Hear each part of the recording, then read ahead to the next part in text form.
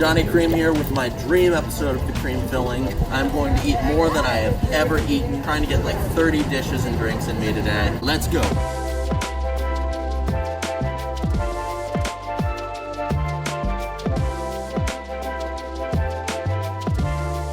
Alright, so we have a Kahlua pork slider and an Aulani sunrise. This is from the Hawaii booth, and some delicious pineapple chutney and spicy mayo on top of that Kahlua pork. There's just no way that this is anything but fantastic. A bit more soy saucy than I was expecting, but that works pretty well with the pineapple and the mayo. The pork is super, super tender. Has a little bit of spice to it too, which I like a lot. Not what I was totally expecting, because I'm used to Kahlua pork being like pure porky goodness, just slow cooked pork and not as much like spices and things added to it, but really, really good. On that soft Hawaiian bun too. Oh, this is an Aulani sunrise, which is pineapple juice, grenadine, and vodka. Literally the two most delicious mixers possible.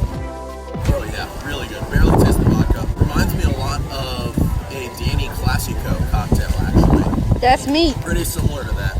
Really, really good though. Super sweet. Would probably get a killer hangover with this much sugar, but delicious. We're in Canada now, and this is an all-time Epcot classic here. This is the Canadian beer, cheese, and bacon soup with a pretzel roll. This is a super thick and rich soup. It's almost more like a dip, especially considering they give you the bread, but it is absolutely a classic. So rich and creamy and delicious. Really get the cheddar. The crust of the pretzel roll is just perfect amount of chew to it. Again, I like it more as like a dip than I would say a soup, but the classic for a reason. This is from the Citrus Blossom booth over by Canada. And this is a grilled lobster tail with a Meyer lemon emulsion, as well as some grilled lemon. You can kind of see the grill marks on there. Just gonna squeeze a little bit in here before I pull it out of its shell. So I mangled it pulling it out of the tail a bit, but got the majority of the meat at least. They did a good job cooking the lobster. I think I like it slightly more well done, but they avoided getting it to be super chewy when it's grilled too well done. That being said, that skewer does not do a great job getting it out of the shell. I'm terrified of wasting lobster here without the proper tools to extract. The lemon sauce is pretty good. You need it because the lobster is a little bit salty, and same with the grilled lemon. But pretty well done lobster for getting it from a fast casual booth.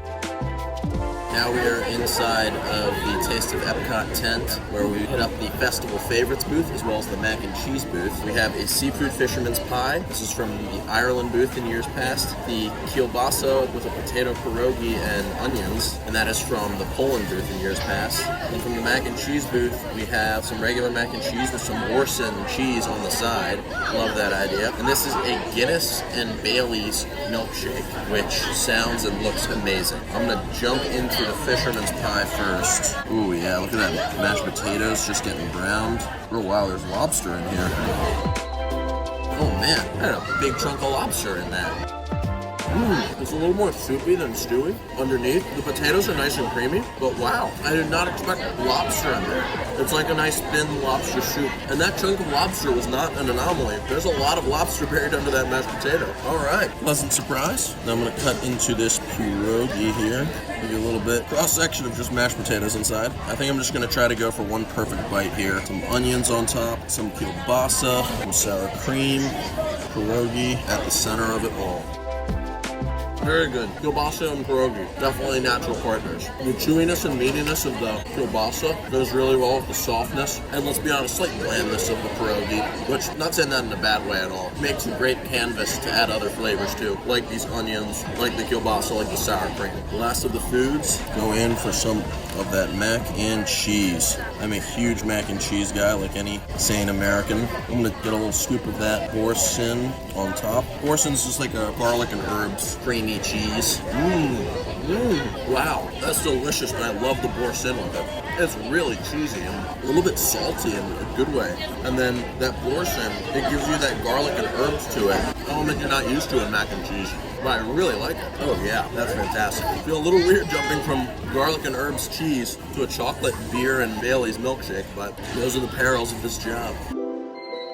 It just tastes like you turn Bailey's in an ice cream maker or something. Nice and creamy. I like the chocolate shavings on top. You get little pops of chocolate in there. I will say, I wish it was a little bit smoother. There's like tiny little ice chunks in it you can kind of taste. Not enough to like crunch or cut up. They melt pretty fast, but it's not like a soft serve kind of texture to it. Not like unbelievably creamy. It's still very good flavor-wise. Really liked all of these, but this mac and cheese is particularly fantastic.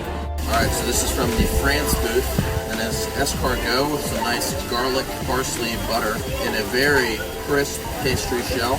Oh man, this thing is loaded. Trying to cut it into it for a little bit more manageable sized piece to bite into. Think I got it? You can see that's the actual snail right there. That's the escargot. To be honest, they just taste like mussels to me. They're pretty much just shellfish. Puff pastry, great texture. The sauce isn't as rich as I expected. The escargot is kind of just like an accent. You mostly get the puff pastry, but you get some nice herbaceousness, some nice garlic flavor from it, and the pastry itself is so nice and rich. Looks like a little cheeseburger. So this is a tarte tropézienne brioche cake with a pastry cream filling and some raspberry sauce on the sides. Just gonna pick this up and eat it like a little sandwich, because that's what it is. That's delicious. I love using the brioche cake because even with this sugar topping, it's not that sweet, which is perfect because the pastry cream and the raspberry sauce are sweet, like a brioche cream puff. And the raspberry sauce pairs very nicely. Even the sugar on top plays a perfect role of giving you little crystals to crunch on. Both items from France, unsurprisingly, wonderful. At the Brazil booth, this is pão de queijo, which is just cheese bread, stuffed with some delicious cheese in here. Nice and warm. It reminds me a little bit of a popover, but the cheese on the inside of the bread is a little bit slimy. To me, this isn't as good as it sounds like it would be. I do like the crispiness on the outside. I just wish it wasn't so squishy and a little bit slimy in the middle. So this delightful looking little filling is in chocolate baklava. Really nicely crisp on the outside. Great crunchiness with the nuts in the middle. Really good. I just don't think you need the chocolate. I think it'd be better as just regular baklava. Kind of gilding the lily a little bit more. Nonetheless, delicious. Alright, I'm going to start off with this teriyaki chicken bun here. They did not skimp on the filling on the inside, which is what I like. A little bit more ginger, but overall, just like exactly what you expect. Just good teriyaki chicken in a bao bun. I like how full it is. It doesn't get dry, it doesn't get bland because it's packed full of that flavorful chicken teriyaki. That's really good. I'm just going to hand that straight to Hannah. Next up is a frothy ramen, which is actually cold. It's got this delicious foam on top. I'm going to try to dig down to some of the noodles. There's tempura flakes on top. Those are delicious. They stay crunchy.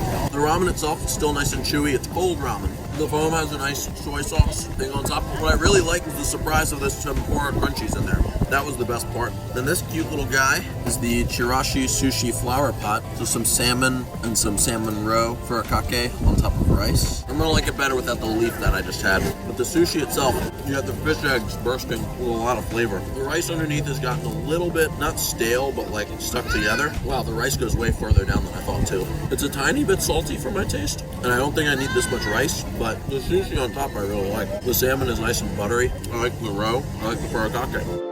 Our final item of the night. I am full, I am weary, I am tired, but damn it, I couldn't miss out on a savory Mexican street corn funnel cake. This is fresh out of the fryer. It's got lots of the cotija cheese, some crema, some corn, obviously. Oh man, you know what? Screw it. That is gluttonous. Nothing like fried dough coated in cheese and cream. I still prefer funnel cakes as a sweet vehicle for sure, but this is definitely very tasty and interesting. Little corn kernels, little burst of sweetness. The cake still does have a little bit of residual sweetness in it too. And I love the play of the cotija cheese because it's kind of like the powdered sugar on top of the funnel cake. Hot, crispy, gluttonous, and ultimately delicious. This was one hell of a day at Epcot.